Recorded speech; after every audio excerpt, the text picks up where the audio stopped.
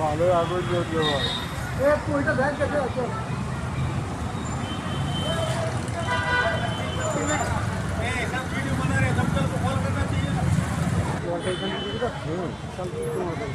ফায়ারের জন্য তো করা হচ্ছে এটা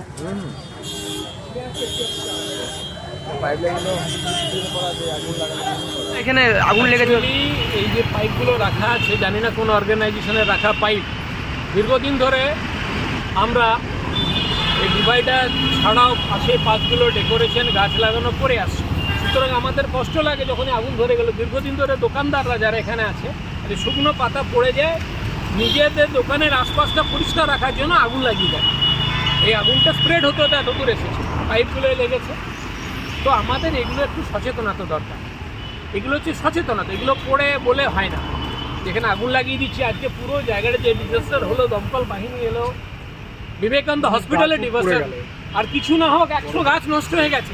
এই গাছগুলো হতে অনেক সময় লাগে। কতক্ষণ আগে লেগেছিল আগুনটা? দুর্গাপুরের এটা হচ্ছে ঐতিহ্য, এই গ্রিন হচ্ছে দুর্গাপুরের ঐতিহ্য, এটা বুঝতে হবে, যেটা ভারতের খুব কম শহরে আছে।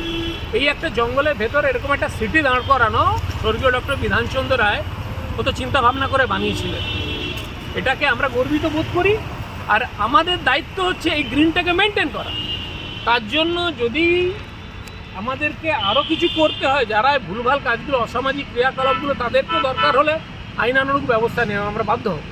কখন দেখলেন আগুনটা লেগেছিল? আমরা জাস্ট আধা ঘন্টা আগে দেখলাম, ছুটে এলাম। সবাই বললো, যেহেতু আমি ডিভাইডারে গাছগুলো লাগিয়েছি, বড় মাঠের গাছ লাগিয়েছি, গভর্নমেন্ট কলেজের পাশের গাছ লাগিয়েছি, আমি একটু 50,000-এর বেশি গাছ লাগিয়েছি।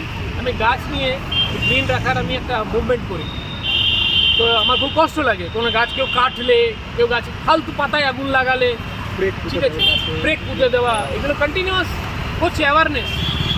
বাট কত এরকম করে, আগুন লাগিয়ে দিয়ে চলে গেছে, ছোট্ট আগুন আজকে ডিজাস্টার করে দিয়েছে। আপনার নাম? আমার নাম সোমনাথ লাহা, ধন্যবাদ।